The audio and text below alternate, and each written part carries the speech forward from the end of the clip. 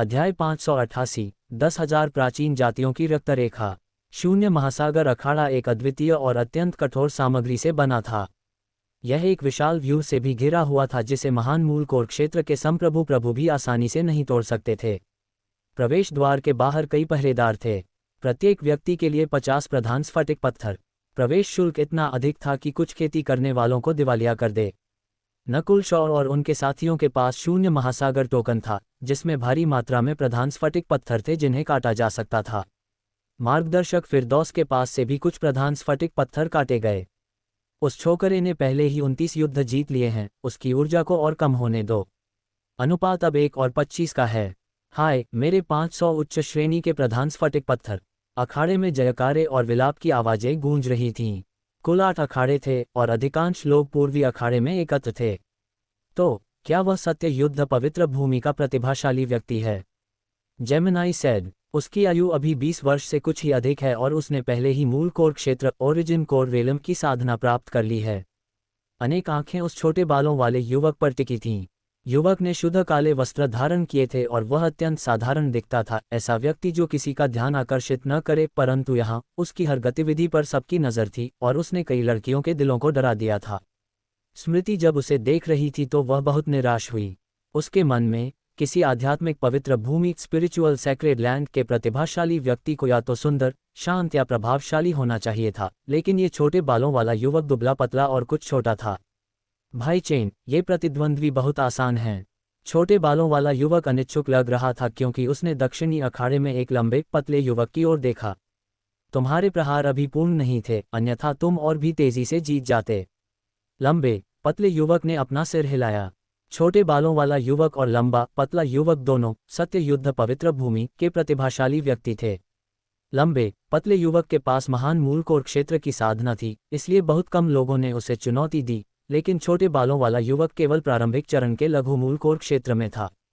30वां युद्ध। एक निर्णायक जज बोला। पूर्वी स्टैंड पर 4 महान मूल कोर क्षेत्र के निर्णायक थे। इससे ये देखा जा सकता था कि शून्य महासागर आध्यात्मिक महल के लिए पूर्वी अखाड़ा कितना महत्वपूर्ण था। जे छोटे बच्चे, मुझे मा फैंग्यून को एक पवित्र भूमि का कौशल देखने दो। बांस की मछली पकड़ने वाली छड़ी लिए एक वृद्ध अखाड़े में कूद गया। मा फैंग्यून उस समय का समुद्री डाकू कप्तान। यह मा फैंग्यून कभी लघु मूल कोर क्षेत्र के शिखर चरण पर था, लेकिन एक खोजी मिशन पर घायल हो गया था, इसलिए वह मध्यम चरण के लघु मूल कोर क्षेत्र में गिर गया है। कई लोगों ने मा फैंग्यून की पहचान कर ली। हालांकि वह अब मध्यम चरण के लघु मूल कोर क्षेत्र में गिर गया था, वह कभी एक घातक समुद्री डाकू कप्तान हुआ करता था। वह ऐसा व्यक्ति नहीं था जिसकी तुलना समान रैंक के लोग कर सकें। असीमित छाया छड़ी। मा फैंग्यून ने अपने हाथ में पृथ्वी स्तर अर्थ ग्रेड के हथियार का उपयोग किया। साधारण दिखने वाली बांस की छड़ी ने एक ऐसी लहर छोड़ी जो अपने रास्ते में आने वाली हर चीज को निगल जाने वाली लग रही थी। पृथ्वी स्तर का हथियार, पृथ्वी स्तर की तकनीकें। नकुल शॉ का हृदय कांप उठा। उसे विश्वास था कि इस मा फैंग्यून की ताकत उस स्वर्गीय लघु मूल कोर क्षेत्र के समुद्री डाकू कप्तान से भी थोड़ी अधिक थी जिसे उसने पहले देखा था। कंकाल रूपी मंडल अध्यक्ष उसे आमने सामने की लड़ाई में हराने में सक्षम हो सकता है, लेकिन इसमें निश्चित रूप से 100 से अधिक चालें लगेंगी। बूढ़े आदमी, तुम्हारी ये तरकीबें आध्यात्मिक पवित्र भूमि में कुछ भी नहीं हैं। छोटे बालों वाले युवक ने तिरस्कार से कहा। स्वर्ग तारा विदारक तकनीक। छोटे बालों वाले युवक ने अपनी मुट्ठियां आगे बढ़ाईं और हवा में गहरे विस्फोट किए, जिससे सैकड़ों और हजारों मुट्ठियां बन गईं जो चट्टानों को तोड़ने और आकाश को चीरने की गति के साथ आगे बढ़ीं। धमाका। मा फैंग्यून की लहर पर ऐसा लगा जैसे हजारों टन वजन वाले तारों ने प्रहार किया हो और वह बिखर गई। ये छोकरा मा फैंग्यून को पीछे हटने के लिए मजबूर होना पड़ा और उसने पाया कि उसका कई 100 वर्षों का अनुभव इन मुक्कों के सामने किसी काम का नहीं था। छोटे बालों वाले युवक की प्रत्येक मुट्ठी में असीमित और प्रभुत्वशाली दबाव था। उसकी हर मुट्ठी शरीर और आत्मा को कुचल रही थी। धप। मा फैंग्यून को अचानक एक मुक्का लगा और वह उड़ता हुआ दूर जा गिरा। वाह। जैसे ही वह जमीन पर गिरा, मा फैंग्यून ने मुंह से खून थूक दिया और उसकी कई हड्डियां टूट गईं। यह क्या बला है? वह 10 चालें भी नहीं टिक सका। समुद्रों की यात्रा करने वाला पूर्व समुद्री डाकू कप्तान बस ऐसे ही हार गया। दर्शकों में कोहराम मच गया। उन्हें लगा कि यह युवक बहुत शक्तिशाली नहीं था, उसका प्रतिद्वंद्वी बस किसी तरह हार गया था। अविश्वसनीय। लघु मूल कोर क्षेत्र के अंतिम चरण के योद्धा भी उसके सामने 10 या 20 चालें नहीं टिक पाएंगे। हालांकि नकुल शॉ ने अपनी ईश्वर की आध्यात्मिक आंख का उपयोग नहीं किया था, लेकिन उसके अस्तित्व की स्थिति और शरीर लगभग एक महान मूल कोर क्षेत्र के स्तर तक पहुंच गए थे, इसलिए उसकी इंद्रियां अत्यंत तीव्र थीं। वास्तव में केवल महान मूल कोर क्षेत्र वाले ही महसूस कर सकते थे कि इस युवक की रक्तरेखा शक्ति कितनी भयानक थी। पहले ही 30 जीत हो चुकी हैं। दर्शक नए चुनौती देने वालों का इंतजार कर रहे थे और सट्टेबाजी का अनुपात 1:28 तक पहुंच गया था। इसका मतलब था कि यदि कोई प्रतिद्वंद्वी पर अपना पैसा लगाता है तो उसे जुए में लगाए गए प्रत्येक प्रधान स्फटिक पत्थर के बदले 28 प्रधान स्फटिक पत्थर मिलेंगे। इसके अलावा यह अनुपात हर अतिरिक्त जीत के साथ बढ़ता रहेगा। सर्र ठीक इसी क्षण 2 शक्तिशाली आभाएं सीधे पूर्वी अखाड़े की ओर उड़ीं। इस छोकरे को मुझ पर छोड़ दो। हा, मैंने खुद पर 1 लाख उच्च श्रेणी के प्रधान स्फटिक पत्थर दांव पर लगाए हैं। अगर मैं जीता तो मुझे कुछ मिलियन वापस मिलेंगे। दोनों आभाएं लघु मूल कोर क्षेत्र के अंतिम चरण में थीं। उनमें से एक बैंगनी कवच पहने हुए था, जबकि दूसरा मोटे चेहरे और बड़े कानों वाला एक अधेड़ उम्र का व्यक्ति था।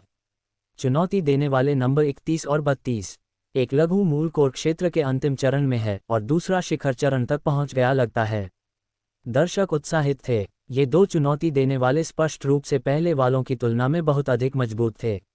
यह विशेष रूप से उस मोटे चेहरे वाले अधेड़ व्यक्ति के लिए सच था जिसके पास लघु मूल कोर क्षेत्र के शिखर चरण की साधना थी। एक कदम और आगे और वह एक महान मूल कोर क्षेत्र का संप्रभु बन जाएगा। बिल्कुल भी मजा नहीं आया। छोटे बालों वाले युवक ने मुंह सिकोड़ा।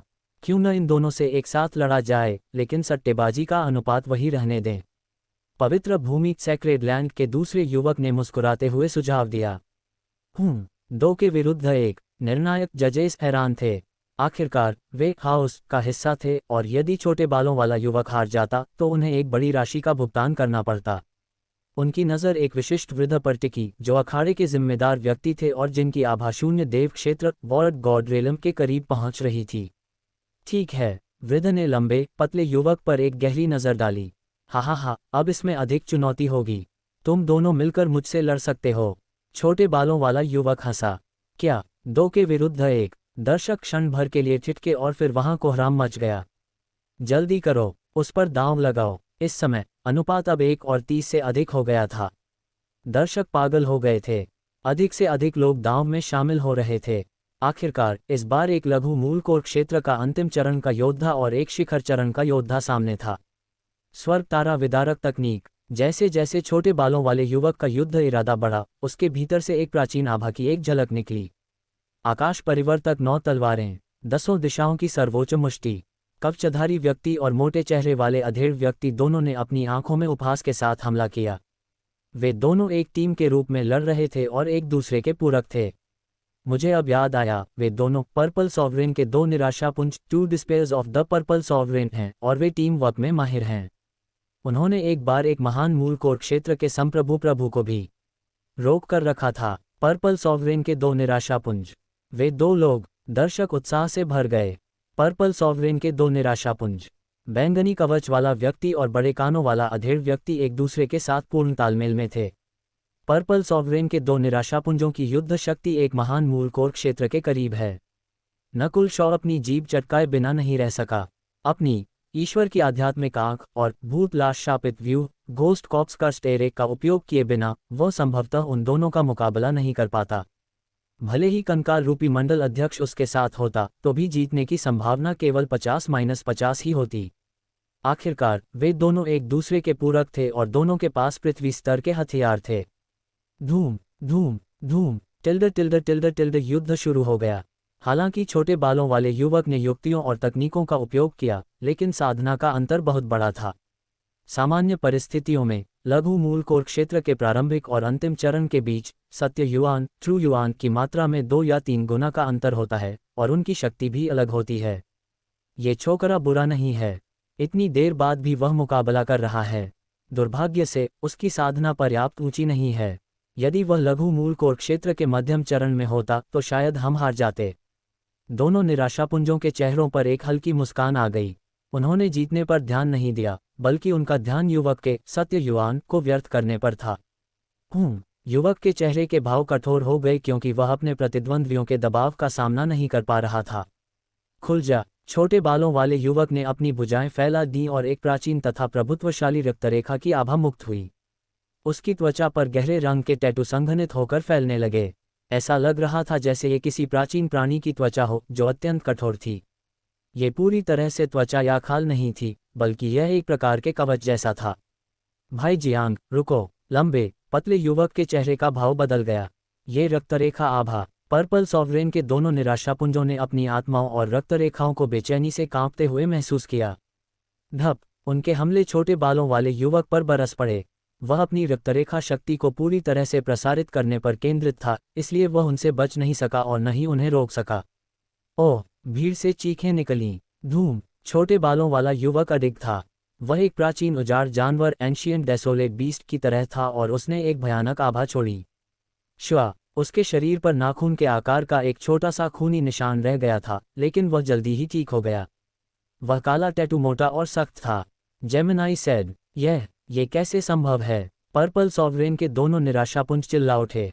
महान मूल कोर क्षेत्र के नीचे वालों के खिलाफ उनका संयुक्त हमला अद्वितीय था। क्या हो रहा है? इसके अलावा उनकी आत्माएं और चेतना स्वाभाविक रूप से कांप रही थीं। अनजाने में वे आधे घुटने टेक चुके थे और पूरी तरह से झुकने ही वाले थे।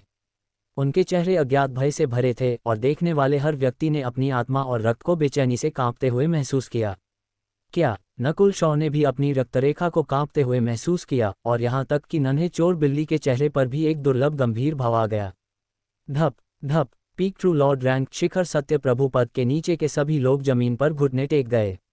नाविक और स्मृति कांपने लगे और उनका शरीर लाल पड़ने लगा। ये रक्तरेखा आभा, क्या ये 10,000 प्राचीन जातियों 10,000 एंशियंट रेसेस में से हो सकती है? सादे वस्त्र पहने एक महान मूल कोर संप्रभु प्रभु चिल्ला उठे।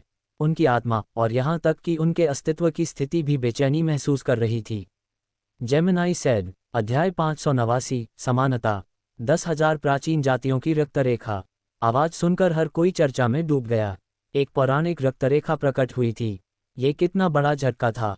आध्यात्मिक पवित्र भूमि के लंबे पतले युवक के चेहरे का भाव बदल गया, लेकिन अब छोटे बालों वाले युवक को अपनी रक्तरेखा का उपयोग करने से रोकने में बहुत देर हो चुकी थी। धप धप। अखाड़े के विशेषज्ञ अपनी रक्तरेखा और आत्मा की गहराई से कांप उठे। अर्धचरण मूल कोर क्षेत्र के नीचे के लोग जमीन पर आधे घुटने टेके हुए थे और यहाँ तक कि कुछ संप्रभुओं को भी पवित्र भूमि के उस छोटे बालों वाले युवक के सामने झुकने की इच्छा महसूस हुई। अखाड़े के मंच पर छोटे बालों वाले युवक की रक्तरेखा पूरी तरह से खुल जाने के कारण उसकी त्वचा एक कठोर कवच जैसी चीज में बदल गई थी। वह एक उजाड़ जानवर की तरह एक भयानक आभा छोड़ रहा था और पर्पल सॉवरेन के दो निराशापुंजों की ओर देख रहा था।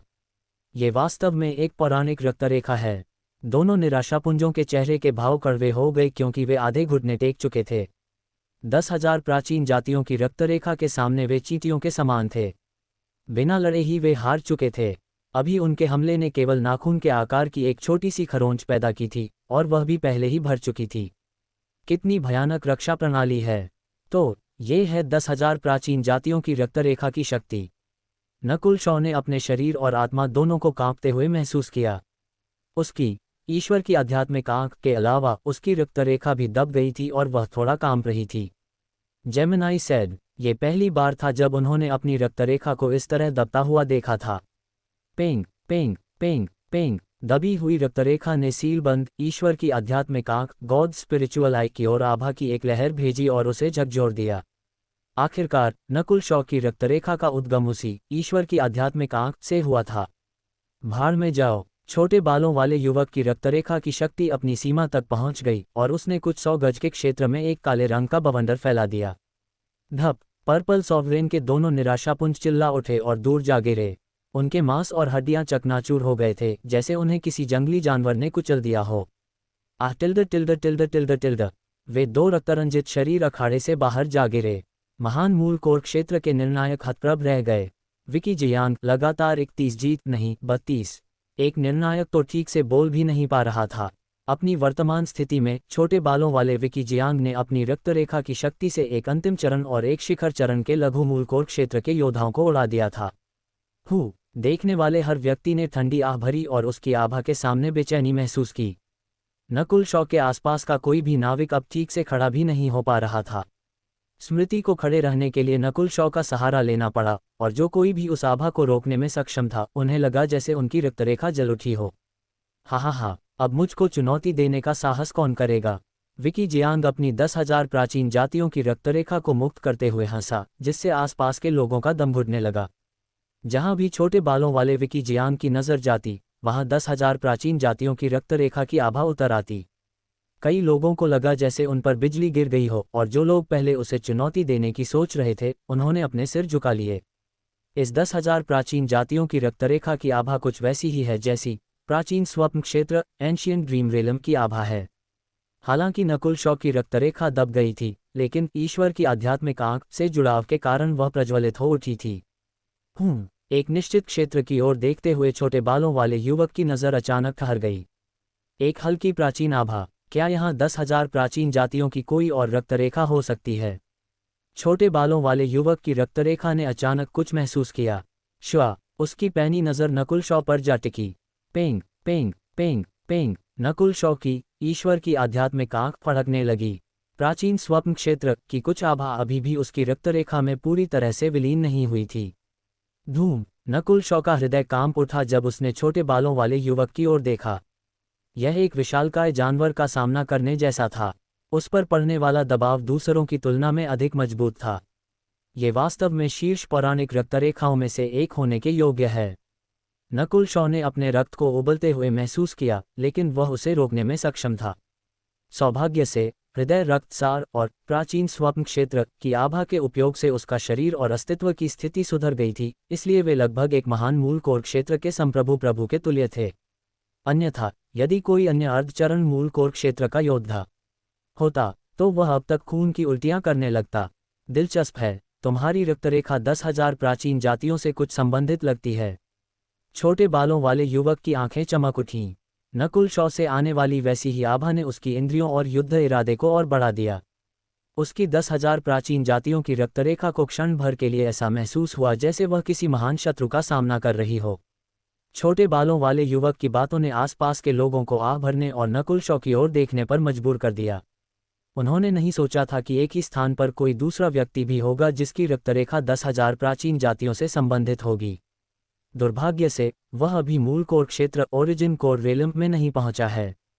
छोटे बालों वाले युवक ने कुछ पछतावे के साथ अपना सिर हिलाया और अपने युद्ध इरादे को वापस ले लिया। हुटिल्ड, नकुल शॉ ने राहत की सांस ली। छोटे बालों वाले युवक का दबाव बहुत अधिक था। उसे स्वीकार करना पड़ा कि उसके और 10,000 प्राचीन जातियों की रक्तरेखा के बीच का अंतर बहुत बड़ा था। पर्पल सॉवरेन के दोनों निराशापुंज लघु मूल कोर क्षेत्र के अंतिम और शिखर चरण में थे और फिर भी पल भर में उड़ा दिए गए। कंकाल रूपी मंडल अध्यक्ष और नकुल शॉ का भी वही हश्र होता। अपनी आंख का उपयोग किए बिना पूरी संभावना है कि मैं एक ही चाल में दूर फेंक दिया जाता। इसके अलावा उसकी 10,000 प्राचीन जातियों की रक्तरेखा के कारण मैं अपने शून्य स्थान नेत्र प्रहार वॉर्ड स्पेस आई स्लैश का उपयोग करने के बाद भी उसे मारने में सक्षम नहीं हो पाता। नकुल शॉ ने शांति से विश्लेषण किया। वह जानता था कि आध्यात्मिक पवित्र भूमि का ये प्रतिभाशाली युवक कितना भयानक है। कोई आश्चर्य नहीं कि तनुश्री शॉ को पर्पल सेंट पार्शियल स्पिरिट द्वारा उत्तराधिकारी के रूप में चुना गया होगा। किसी को ये जानना चाहिए कि पर्पल नाइट सेक्रेड लॉर्ड के पास भी 10,000 प्राचीन जातियों की एक हल्की रक्तरेखा थी और अंततः उन्होंने शून्य देव क्षेत्र को पार कर मिस्टिक लाइट रेलम प्राप्त किया, जो स्वर्गीय दिव्य क्षेत्र हेवनली डिवाइन रेलम से केवल एक कदम दूर था।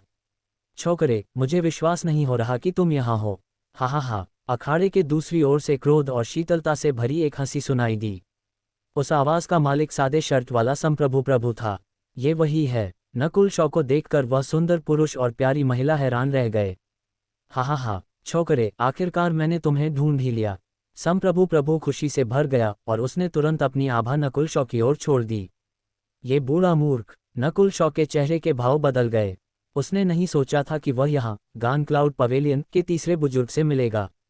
उस समय नकुल शॉ ने असीमित समुद्री वेल का हृदय पहले ही खोद लिया था और उसे धोखा दिया था।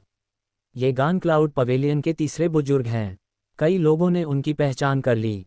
आखिरकार गान क्लाउड पवेलियन एक शीर्ष एक सितारा शक्ति थी और यह कम से कम उतनी ही मजबूत थी जितनी स्कारलेट मून रिलीजन अपने चरम पर थी।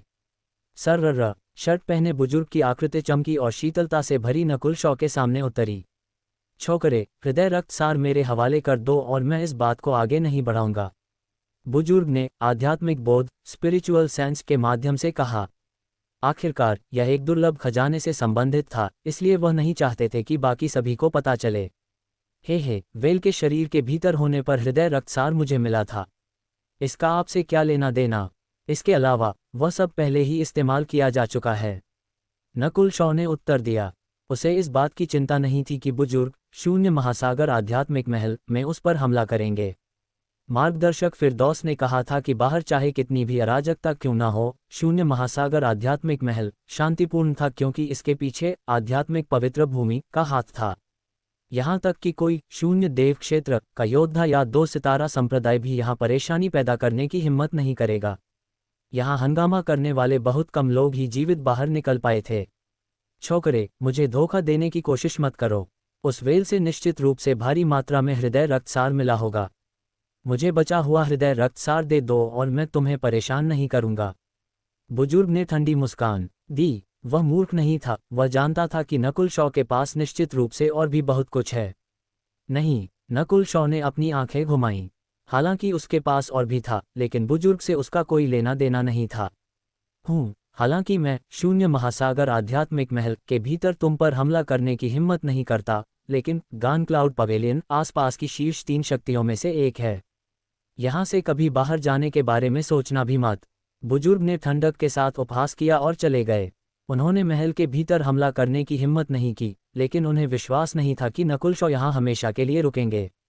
श्वा, जैसे ही शर्ट पहने बुजुर्ग वहां से गए, एक छोटे बालों वाला युवक नकुल शॉ के सामने उतरा। विकी जियांग। नकुल शॉ चिल्ला उठा और आसपास के सभी लोगों के दिलों में यह नाम गूंज उठा।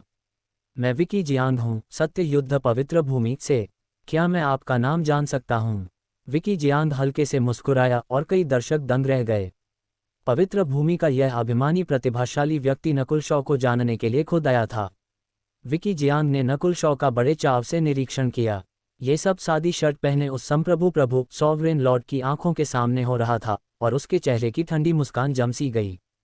यदि नकुल शॉ का परिचय पवित्र भूमियों सैक्रेड लैंड्स के किसी प्रतिभाशाली व्यक्ति से हो जाता, तो गान क्लाउड पवेलियन भी नकुल शॉ के खिलाफ कदम उठाने की हिम्मत नहीं करता। इस सेवक को नकुल शॉ कहा जाता है। नकुल शॉ ने पवित्र भूमियों के उन 2 प्रतिभाशाली युवकों का अभिवादन किया। जिस छोटे बालों वाले युवक के पास 10,000 प्राचीन जातियों की रक्तरेखा थी, उसका नाम विकी जियांग था, और वह लंबा दुबला युवक जो महान मूल कोर क्षेत्र ग्रेट ओरिजिन कोर रेलम में था, उसका नाम रवि चेन था। जब वे दोनों उसका निरीक्षण कर रहे थे, नकुल शॉ भी उन दोनों को देख रहा था, विशेष रूप से विकी जियांग और उसकी 10,000 प्राचीन जातियों की रक्तरेखा को। प्राचीन स्वप्न क्षेत्र एंशियंट ड्रीम रेलम की आभा मेरे अस्तित्व की स्थिति और शरीर को बढ़ा सकती है, और यह मेरी रक्तरेखा को शुद्ध कर सकती है। 10,000 प्राचीन जातियों की रक्तरेखा में भी वैसी ही आभा है। इन दोनों के बीच क्या संबंध है? नकुल शॉ ने अपने मन में बुदबुदाया। वह प्राचीन स्वप्न क्षेत्र की आभा को बहुत महत्व देता था और उसने कुछ अनुमान भी लगाए थे। इस युवक में एक हल्की प्राचीन आभा है। भले ही उसके पास 10,000 प्राचीन जातियों की रक्तरेखा न हो, लेकिन यह निश्चित रूप से उस युग की कोई रक्तरेखा है।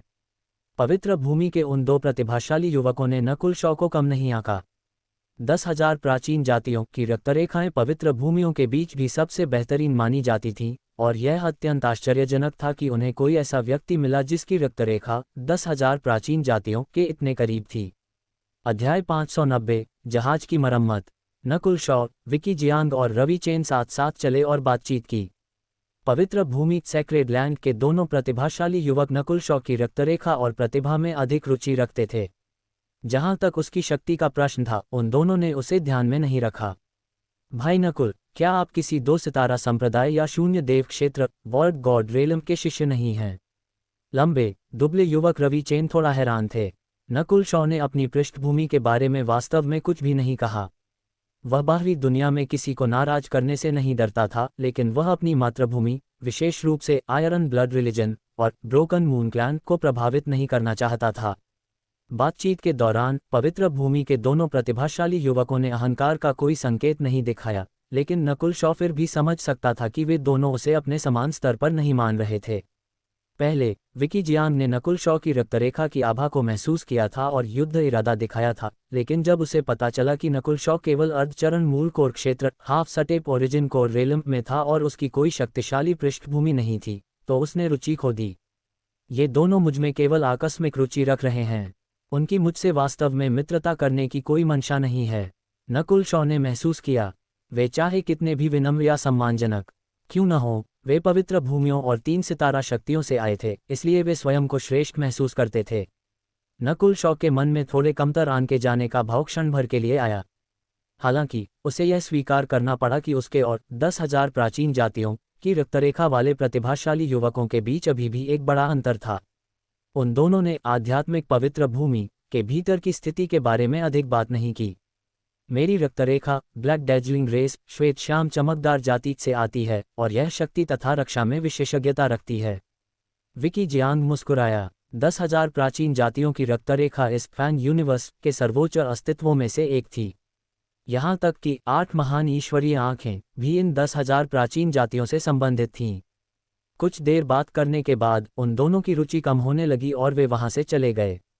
अखाड़े के एक अन्य कोने में गान क्लाउड पवेलियन के तीसरे बुजुर्ग ने राहत की सांस ली। उन्हें डर था कि कहीं नकुल शॉ उन दोनों से दोस्ती न कर ले। यदि ऐसा होता तो उन्हें सावधान रहना पड़ता। हालांकि वर्तमान स्थिति से ऐसा लग रहा था कि वे दोनों केवल नकुल शॉ से थोड़ी बातचीत करना चाहते थे। आखिरकार वे संभवतः पवित्र भूमि में भी सर्वश्रेष्ठ में से कुछ हैं। जैसे ही वे यहाँ से निकलेंगे, मैं बिना किसी चिंता के उस छोकरे पर हमला कर सकता हूँ। गान क्लाउड पवेलियन के तीसरे बुजुर्ग के होठों पर एक हल्की मुस्कान आ गई। ठीक इसी क्षण, चलो चलें। नकुल शॉ ने समूह का नेतृत्व किया और अखाड़ा छोड़ दिया। फिरदौस की नज़रें पवित्र भूमि के उन 2 प्रतिभाशाली युवकों पर पड़ी और उसे नकुल शॉ के लिए पछतावा हुआ। उन दोनों से दोस्ती करने का मौका नकुल शॉ ने इतनी आसानी से हाथ से जाने दिया। यदि नकुल शॉ उनसे दोस्ती करने को तैयार होता तो वह आध्यात्मिक पवित्र भूमि के साथ संबंध बनाने में सक्षम हो सकता था। दिन के बाकी समय में नकुल शॉ और उसके साथी होटल में प्रवेश करने से पहले कुछ देर तक शून्य महासागर आध्यात्मिक महल में घूमते रहे। जब वे होटल पहुंचे तो नाविक जो चाहे कर सकते थे, चाहे वे संसाधनों का आदान प्रदान करना चाहते हों या इस अवसर का उपयोग हृदय रक्तसार के साथ खुद को मजबूत करने के लिए करना चाहते हों। फिरदौस, अगला काम जो हमें तुमसे चाहिए, नकुल शॉ धीरे से बोला। कृपया कहें कप्तान। फिरदौस तुरंत उत्साहित हो गया। ये कप्तान निश्चित रूप से अपना धैर्य बनाए रख सकता था। अब तक उसने केवल एक पूरे दिन इधर उधर घूमकर बिताया था। वे आखिरकार मुख्य बिंदु पर आ रहे थे, इसलिए फिरदौस उत्साहित था।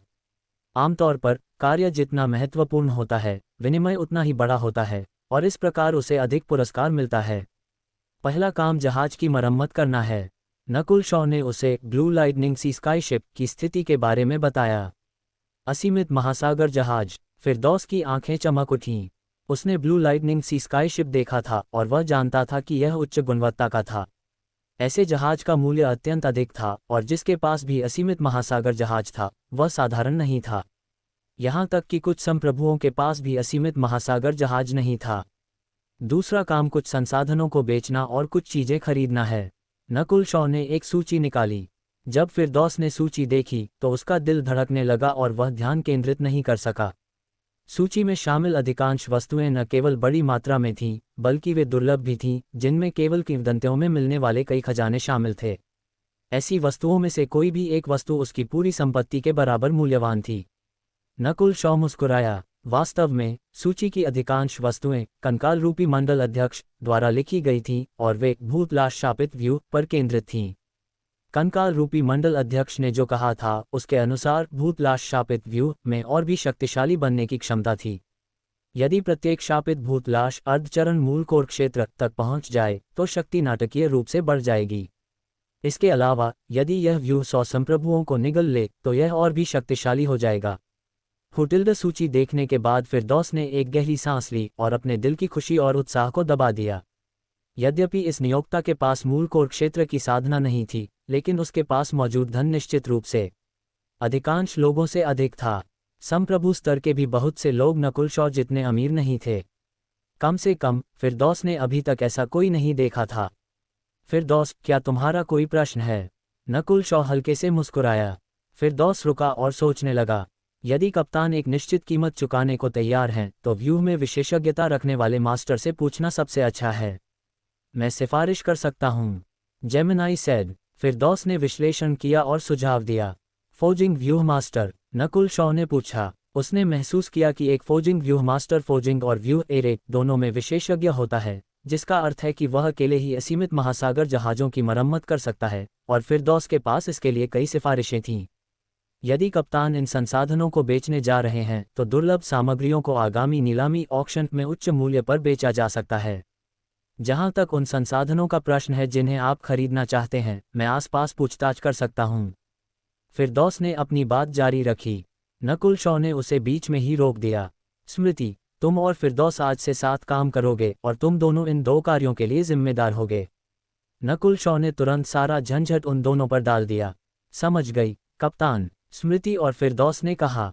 होटल के भीतर नकुल शॉ ने अपनी आंखें बंद कर लीं और साधना शुरू कर दी। इस बार उसने प्राचीन स्वप्न क्षेत्र एंशियंट ड्रीम रेलम में प्रवेश नहीं किया। इसके बजाय उसने अपने भीतर बची हुई आभा को पूरी तरह से विलीन करने और अवशोषित करने पर ध्यान केंद्रित किया। अगले 3 दिनों तक फिरदौस और स्मृति व्यस्त हो गए और उन्होंने मदद के लिए कुछ नाविकों को भी लगाया। जब भी कोई महत्वपूर्ण मामला आता तो वे दोनों नकुल शॉ से पूछते और इस तरह सामग्रियों और संसाधनों की खरीद बिक्री शुरू हो गई। वह जो संसाधन बेच रहा था उनमें से कुछ पर्पल सेंट रूइंस बैंगनी संत खंडहर से आए थे, जबकि अन्य लोगों को मारने से मिले युद्ध के लूट के सामान थे। तीसरे दिन फिरदौस सफलतापूर्वक एक फोजिंग व्यूह मास्टर से संपर्क करने में कामयाब रहा। कप्तान, ये शून्य महासागर आध्यात्मिक महल के प्रसिद्ध मास्टर वेई हैं और इन्होंने कई 2 सितारा संप्रदायों के जहाज़ों की मरम्मत में मदद की है। फिरदौस ने सम्मानजनक स्वर में कहा, मैंने काफ़ी समय से आपके प्रसिद्ध नाम के बारे में सुना है। नकुल शॉ ने विनम्रता से कहा और मास्टर वेई का निरीक्षण किया। मास्टर वेई का व्यवहार ठंडा था। वे सीधे मुद्दे पर आए और ब्लू लाइटनिंग सी स्काई शिप देखने की मांग की। यह एक समुद्री डाकू जहाज है, लेकिन इसकी सामग्री खराब नहीं है। मास्टर वेई थोड़े हैरान थे। फिरदौस के बार बार अनुरोध करने पर वे आखिरकार कुछ समय निकाल पाए और जहाज देखने आए। पहले तो उन्हें इस बात पर संदेह था कि फिरदौस ने अपने नियोक्ता को कितना अमीर बताया था, लेकिन इस जहाज को देखने के बाद उन्होंने उसे कम नहीं आंका। बेशक मास्टर वेई की नज़र में ब्लू लाइटनिंग सी स्काई शिप केवल ठीक ठाक था, वह सर्वश्रेष्ठ में से नहीं था। क्षण भर मौन रहने के बाद मास्टर वेई बोले, मेरे पास 3 सुझाव हैं, निम्न, मध्यम और उच्च सुझाव। ओह, चलिए सुनते हैं। नकुल शॉ ने रुचि दिखाई। निम्न सुझाव जहाज की मरम्मत करना और इसकी विशेषताओं एट्रीब्यूट्स को थोड़ा बढ़ाना है। सामग्रियों की कीमत एक फॉल्स अर्थ ग्रेड झूठी पृथ्वी स्तर वस्तु के बराबर होगी। मास्टर वेई ने नकुल शॉ की ओर देखते हुए कहा, एक फॉल्स अर्थ ग्रेड हथियार का मूल्य कम नहीं था। 10 ब्रोकन मून क्लैन मिलकर भी उसके बराबर मूल्यवान नहीं थे। नकुल शॉ ने अपना सिर हिलाया। ये स्पष्ट था कि उसे यह पसंद नहीं आया। मध्यम सुझाव जहाज की मरम्मत करना और इसकी विशेषताओं को काफ़ी हद तक बढ़ाना है। हालांकि इसकी लागत कई पूर्ण अर्थ ग्रेड पृथ्वी स्तर हथियारों के बराबर होगी। मास्टर वेई हल्के से मुस्कुराए। कई पूर्ण अर्थ ग्रेड हथियार। फिरदौस को पहले ही ठंडा पसीना आने लगा था। नकुल शॉ ने कुछ नहीं कहा और मास्टर वेई को आगे बढ़ने का संकेत दिया। उच्च सुझाव जहाज को पूरी तरह से बदल देना है। यह एक नया जहाज बनाने से बहुत अलग नहीं है। इसके लिए बहुत सारे लोगों की आवश्यकता होगी और इसमें बहुत खर्च आएगा। मैं इसे अकेले पूरा नहीं कर पाऊंगा और इसकी लागत एक सामान्य 1 सितारा क्लैन वंश को दिवालिया करने के लिए पर्याप्त है, जेमिनाई सेड। मास्टर वेई ने अपना सिर हिलाया और मुस्कुराए।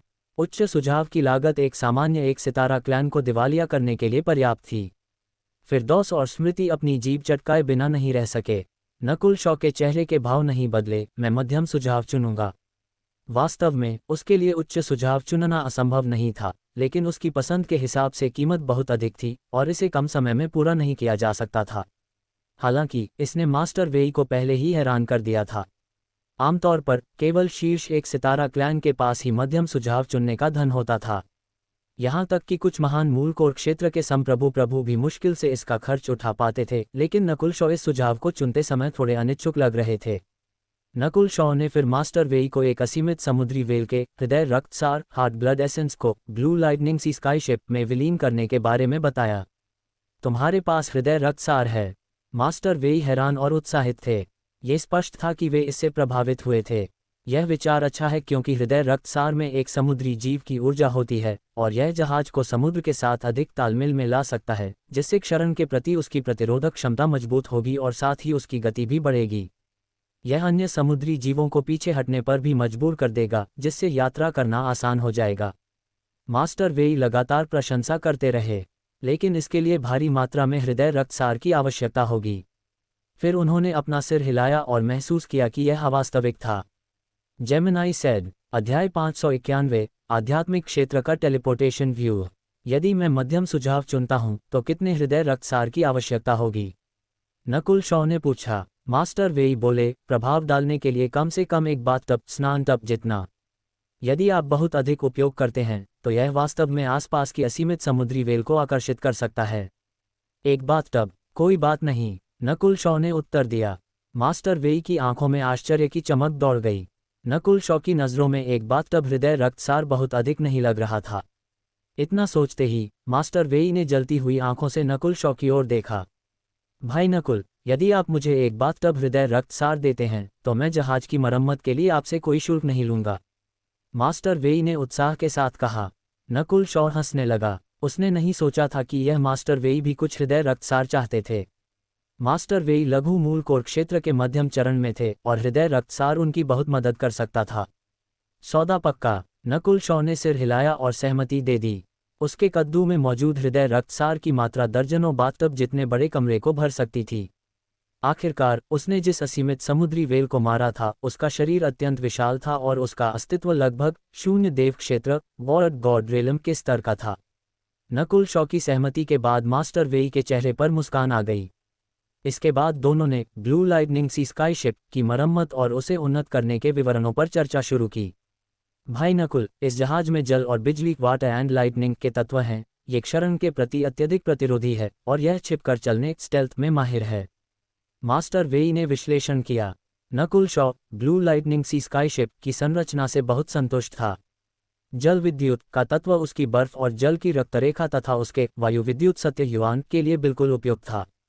तो हम आधार संरचना के रूप में जल और बिजली के तत्वों को ही रखेंगे। मास्टर वेई ने पुष्टि की और फिर इसे अपग्रेड करने के बारे में बात करने लगे। जहाज को बहुत बड़ा करने की आवश्यकता नहीं है।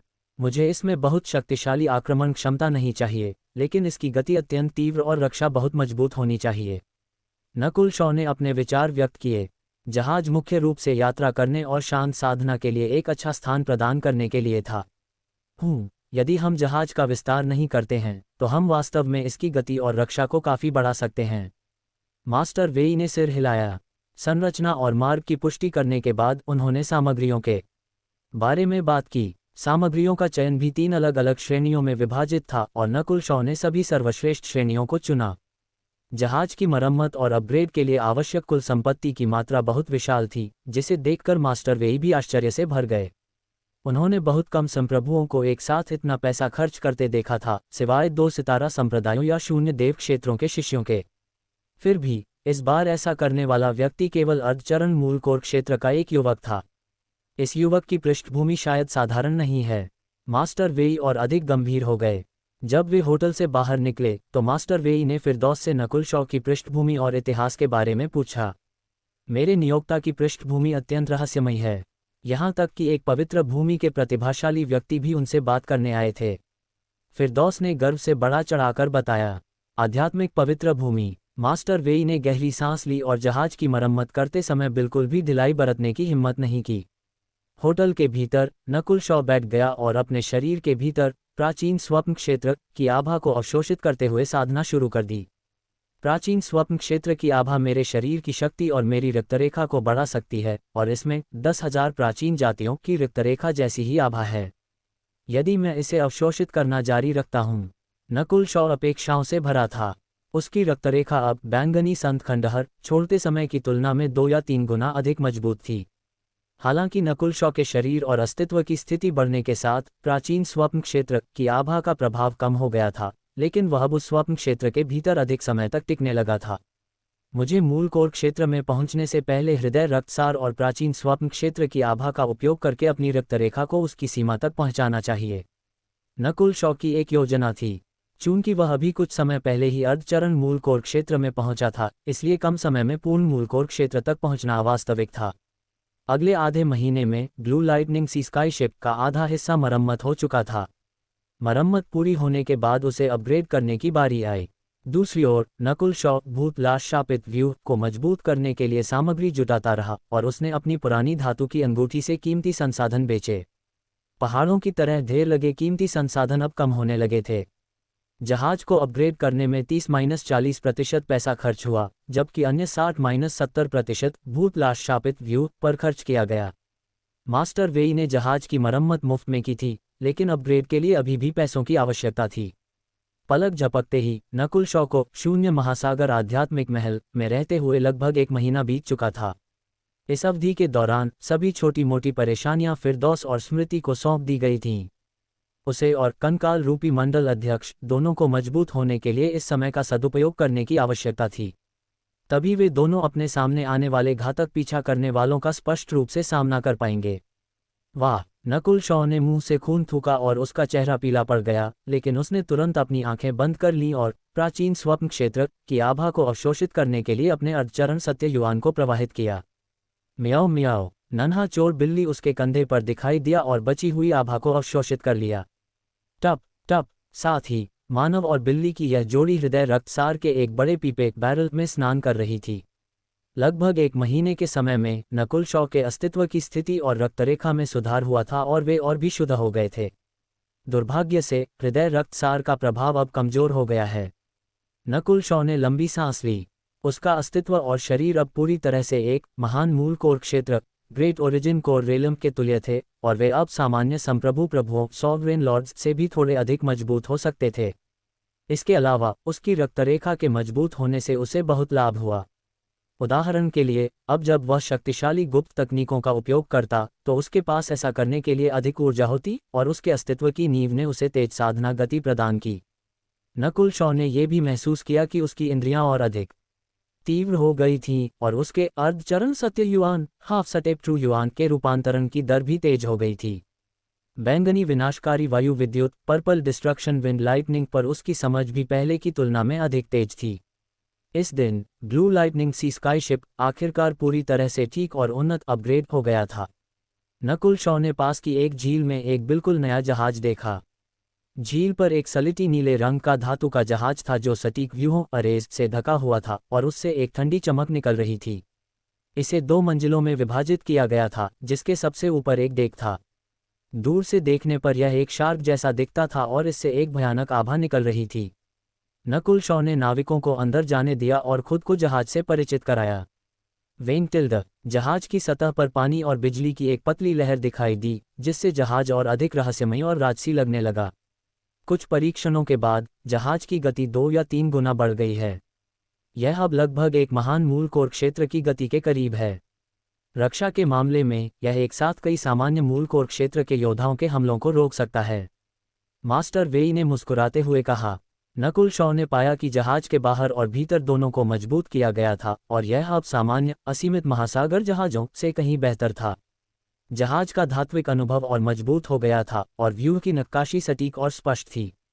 उसी दिन नकुल शॉ ने नाविकों को इसका अभ्यस्त होने दिया और मास्टर वेई को हृदय रक्तसार का वह बाथटब दे दिया। भाई नकुल, आपने इस जहाज को केवल समुद्र पार यात्रा करने के लिए अपग्रेड किया है। मास्टर वेई नकुल शॉ की पृष्ठभूमि को लेकर उत्सुक थे। यदि कोई सामान्य व्यक्ति होता तो वह अपने ऊपर अधिक संसाधनों का उपयोग कर सकता था और करता भी। मैं अब इसे और नहीं छिपाऊंगा। मुझे वास्तव में एक दूसरी भूमि लैंड में जाना है। नकुल शॉ ने कहा। आपका मतलब है कि आप सत्य युद्ध पवित्र भूमि ट्रू मार्शल सेक्रेड लैंड के क्षेत्र को छोड़कर किसी दूसरी पवित्र भूमि में प्रवेश करने जा रहे हैं। मास्टर वेई हैरान थे। दूसरी भूमि को पार करना अत्यंत दूर की बात थी। भाई नकुल, जब आप पवित्र भूमि के कुछ प्रतिभाशाली व्यक्तियों को जानते हैं तो आप आध्यात्मिक क्षेत्र teleportation view spiritual zone teleportation array का उपयोग करके तुरंत दूसरी पवित्र भूमि की यात्रा क्यों नहीं करते? आप बहुत अधिक समय बचा पाएंगे। मास्टर वेई ने आश्चर्य से कहा। उनके दृष्टिकोण से नकुल शॉ की पृष्ठभूमि साधारण नहीं थी और वह आध्यात्मिक पवित्र भूमियों से भी संबंधित हो सकता था। आध्यात्मिक क्षेत्र टेलीपोर्टेशन व्यू। नकुल शॉ का मन डोल गया। उसे अचानक मानचित्र मैप की वे अनोखी रेखाएं याद आईं। अगर मैं सही हूं तो वे रेखाएं लंबी दूरी के टेलीपोर्टेशन व्यू हैं। नकुल शॉ उत्साहित महसूस किए बिना नहीं रह सका। हालांकि मैंने सुना है कि इसका उपयोग करने के लिए भारी कीमत चुकानी पड़ती है और केवल सीमित लोगों को ही ऐसा करने का अधिकार है। मास्टर वेई ने आगे जोड़ा। धन्यवाद। नकुल शॉ के पास अब एक नई योजना थी। गंतव्य बहुत दूर था। यदि वह आध्यात्मिक क्षेत्र टेलीपोर्टेशन व्यू का उपयोग कर पाता तो वह यात्रा में लगने वाले समय का कम से कम आधा हिस्सा बचा लेता। नकुल शॉ ने तुरंत आसपास पता लगाया और अंततः पवित्र भूमि के उन दो प्रतिभाशाली युवकों को ढूंढ लिया। विकी जियांग और रवि चेन शून्य महासागर आध्यात्मिक महल के सम्मानित अतिथि कक्षों में थे जब उन्होंने नकुल शॉ को देखा। आध्यात्मिक क्षेत्र टेलीपोर्टेशन व्यू। विकी जियांग और रवि चेन ने एक दूसरे की ओर देखा और फिर निर्णायक रूप से अपना सिर हिलाया। यहाँ तक कि हमारी पहुंच भी आध्यात्मिक क्षेत्र टेलीपोर्टेशन व्यूहों तक नहीं है। आपको ये जानना होगा कि मेरे गुरु पवित्र भूमि के एक बुजुर्ग एल्डर हैं और विकी के गुरु तो और भी अधिक शक्तिशाली हैं। Gemini said. लंबे और दुबले रवि चेन ने क्षमाप्रार्थी भाव से कहा। उनका मतलब था कि अपनी पृष्ठभूमि के बावजूद वे केवल सामान्य टेलीपोर्टेशन व्यूहों का ही उपयोग कर सकते थे। सामान्य टेलीपोर्टेशन व्यू एक व्यक्ति को विभिन्न शून्य महासागर आध्यात्मिक महलों के बीच कहीं भी और यहाँ तक कि आध्यात्मिक पवित्र भूमि के भीतर भी भेज सकते हैं, लेकिन ये केवल पवित्र भूमियों के मुख्य सदस्यों तक ही सीमित है। ऐसा करने के लिए हमें अपने वरिष्ठों की अनुमति लेनी पड़ती है। विकी जियांग ने सिर हिलाते हुए कहा। हालांकि नकुल शॉ इस परिणाम से हैरान नहीं था, फिर भी वह कुछ हद तक निराश था। वह पवित्र भूमियों का सदस्य नहीं था और उसकी कोई मजबूत पृष्ठभूमि भी नहीं थी। उसके पास शून्य महासागर आध्यात्मिक महलों के बीच यात्रा करने के लिए सामान्य टेलीपोर्टेशन व्यूहों का उपयोग करने का अधिकार भी नहीं था। इसके अलावा इन दोनों का नकुल शॉ के साथ कोई गहरा संबंध नहीं था, इसलिए वे वास्तव में उसकी मदद नहीं करना चाहते थे। तो फिर मैं चलता हूँ। नकुल शॉ पवित्र भूमियों के उन दो प्रतिभाशाली युवकों की भावनाहीन नज़रों के बीच अतिथि कक्ष से बाहर निकल गया। यद्यपि यह नकुल शॉ प्रतिभाशाली है, लेकिन उसके पास न तो कोई पृष्ठभूमि है और न ही उसके पीछे कोई मजबूत वरिष्ठ। उसका भविष्य निश्चित रूप से हमारे साथ मेल नहीं खाएगा। रवि चेन मुस्कुराया। विकी जियांग ने लंबी सांस ली। यदि वे थोड़ा प्रयास करते तो उम्मीद की एक छोटी सी किरण हो सकती थी, लेकिन उन्हें नहीं लगा कि नकुल शॉ में पर्याप्त क्षमता है, इसलिए उन्होंने उस पर ध्यान नहीं दिया। Gemini said. अध्याय 592 घात। अतिथि कक्षों से बाहर निकलते समय नकुल शॉ ने अपना सिर हिलाया। वह इस परिणाम से हैरान नहीं था। ये तर्कसंगत था कि पवित्र भूमि के दो प्रतिभाशाली उसकी मदद नहीं करना चाहेंगे, लेकिन वह फिर भी अपनी किस्मत आजमाना चाहता था। होटल लौटते ही नकुल शॉ ने फिरदौस और स्मृति से संपर्क किया। कप्तान, आपके द्वारा मांगे गए लगभग सभी संसाधन एकत्र कर लिए गए हैं और अपने संसाधनों को बेचने से प्राप्त प्रधान स्फटिक पत्थरों प्राइमल क्रिस्टल स्टोन्स का उपयोग आपकी आवश्यकता की सामग्री खरीदने के लिए किया गया है। फिरदौस ने सूची निकाली और एक एक करके विवरण देने लगा। जब वस्तुओं को खरीदने और बेचने की बात आई तो फिरदौस ने अपने संपर्कों का उपयोग किया, जबकि स्मृति ने पूरी प्रक्रिया की देखरेख की। ठीक है, हम 3 दिनों में यहाँ से निकलेंगे। नकुल शॉ ने निर्णय लिया। शून्य महासागर आध्यात्मिक महल वर्ल्ड ओशन स्पिरिचुअल पैलेस एक उच्च श्रेणी का पुनर्भरण बिंदु रीस्टॉकिंग पॉइंट था, इसलिए उसकी सभी आवश्यकताएं पूरी हो चुकी थीं। अब आगे बढ़ने का समय था। फिरदौस, ये तुम्हारा इनाम है। नकुल शॉ ने फिरदौस की ओर एक इंटरस्पेशियल रिंग स्थानिक अंगूठी फेंकी और उसके भीतर की चीज़ों को देखकर फिरदौस का दिल धड़क उठा। धन्यवाद कप्तान। फिरदौस ने कृतज्ञता के साथ कई बार झुककर अभिवादन किया।